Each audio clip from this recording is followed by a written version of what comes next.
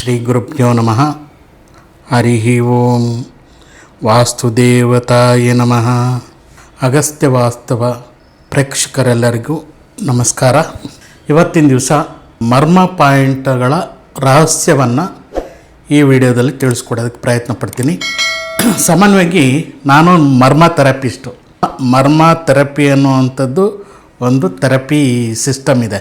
ಆ ಮರ್ಮ ಥೆರಪಿ ಇದರಲ್ಲಿ ಒಂದೊಂದು ನೋವುಗಳಿಗೆ ಒಂದೊಂದು ಮರ್ಮ ಪಾಯಿಂಟ್ಸ್ ಅಂತ ಇರುತ್ತೆ.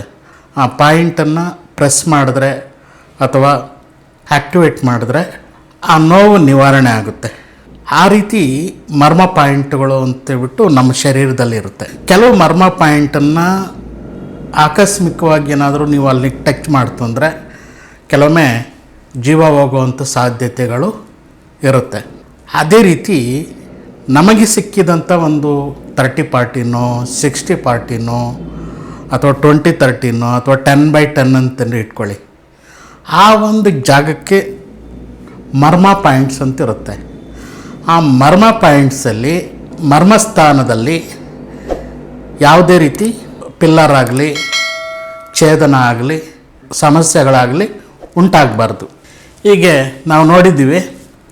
ಈಶಾನ, ಪರ್ಜನ್ಯ, ಜಯಂತ, ಮಹೇಂದ್ರ, ಆದಿತ್ಯ, ಸತ್ಯ, ವೃಷ, ಅಂತರಿಕ್ಷ ಮತ್ತು ಅಗ್ನಿ.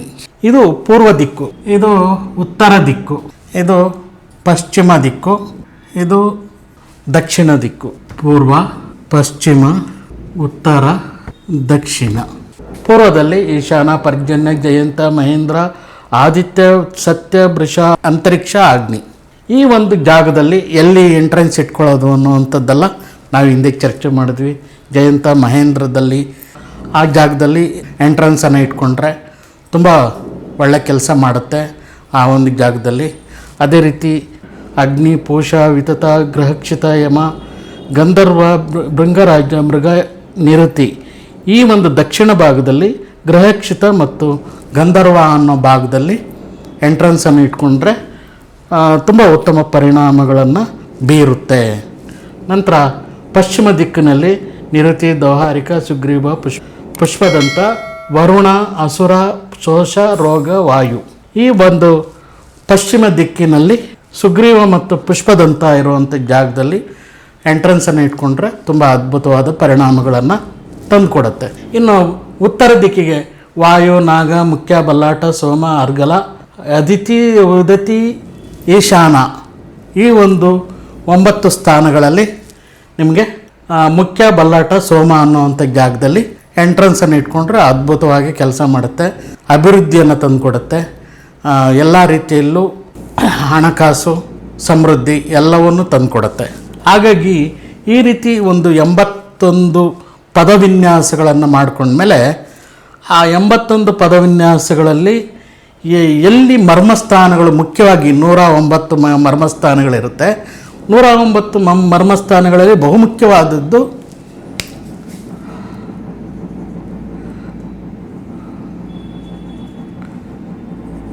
ಈ 9.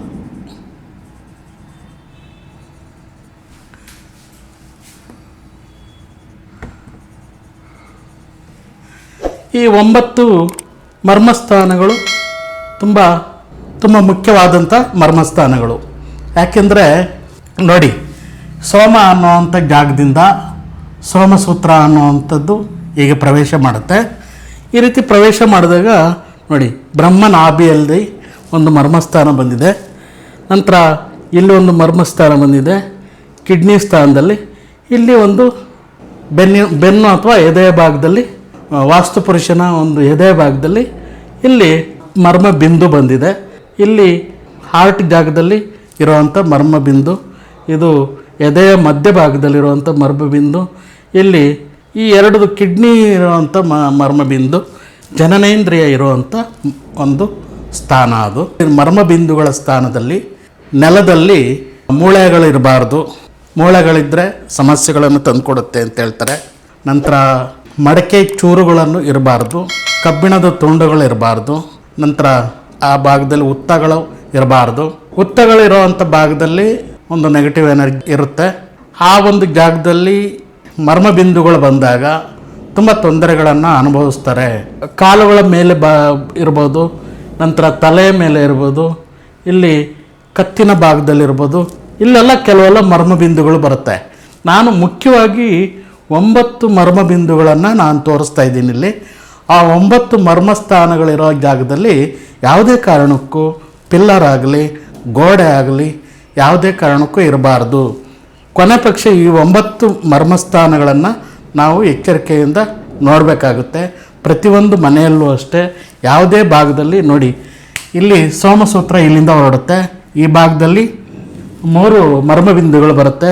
ಅದಕ್ಕೋಸ್ಕರನೇ ಸೋಮಸೂತ್ರ, ಆಮೇಲೆ ಇದು ಬ್ರಹ್ಮಸೂತ್ರ ಅಂತ ಹೇಳ್ತೀವಿ ನಾವು.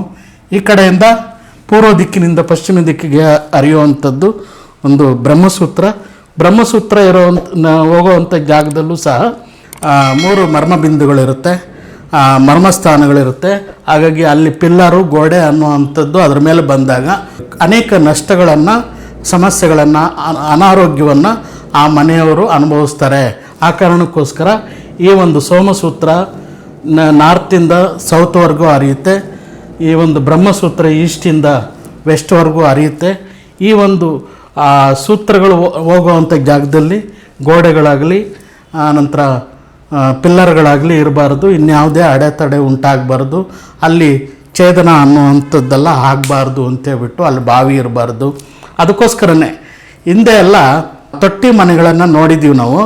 ಆಕಾಶದಿಂದ ನೇರವಾಗಿ ಅಲ್ಲಿ ಬಿಸಿಲು ಬರೋ ಥರ ಮಾಡಿಬಿಟ್ಟಿರ್ತಾರೆ. ಹಾಗಾಗಿ ಅಂಥ ಮನೆಗಳಲ್ಲಿ ತುಂಬ ಎನರ್ಜಿ ಹೈ ಲೆವೆಲಲ್ಲಿರುತ್ತೆ. ಯಾಕೆಂದರೆ ಪಂಚಭೂತಗಳು ನೇರವಾಗಿ ಆ ಮನೆಗೆ ಫೋಕಸ್ ಮಾಡೋದ್ರಿಂದ ಆ ಒಂದು ಮನೆ ತುಂಬ ಅದೃಷ್ಟಶಾಲಿಯಾಗಿರುತ್ತೆ. 4 ದ್ವಾರಗಳಿರುತ್ತೆ ಆ ಮನೆಗೆ. ಮಧ್ಯದಲ್ಲಿ ಆಕಾಶ ತತ್ವ ಅನ್ನುವಂಥದ್ದು ಒಳಗಡೆ ಇರುತ್ತೆ. ಆಕಾಶ ಮಧ್ಯಭಾಗದಲ್ಲಿ ತುಂಬ ಹಳೆಯ ಮನೆಗಳನ್ನು ನೋಡಿದಾಗ ಆ ಒಂದು ವಿಶೇಷ ಅರಿವಾಗುತ್ತೆ ನಮಗೆ. ಹಾಗಾಗಿ ಈ ಒಂದು ಜಾಗದಲ್ಲಿ ಸೋಮಸೂತ್ರ ಮತ್ತು ಬ್ರಹ್ಮಸೂತ್ರ ಹರಿಯುವಂಥ ಜಾಗದಲ್ಲಿ 2 ಕಡೆ ಕಿಟಕಿ ಆದರೂ ಇರಬೇಕು, ಬಾಗಿಲಾದರೂ ಇರಬೇಕು. ಇದು ಅಷ್ಟೇ, ಬ್ರಹ್ಮಸೂತ್ರ ಹರಿಯೋ ಜಾಗದಲ್ಲೂ ಕಿಟಕಿ ಅಥವಾ ಒಂದು ಬಾಗಿಲಾದರೂ ಇರಬೇಕು. ಅದನ್ನು ಕ್ಲೋಸ್ ಮಾಡ್ತು ಅಂತಂದರೆ ಸಹಜವಾಗಿ ಮನೆಗೆ ಬರುವಂತಹ ಪಾಸಿಟಿವ್ ಎನರ್ಜಿ ಅನ್ನುವಂಥದ್ದು ಮನೆಗೆ ಬರಲ್ಲ ಅಂತೇಳ್ಬಿಟ್ಟು ಋಷಿ ಮುನಿಗಳ ಒಂದು ಹೇಳಿಕೆ.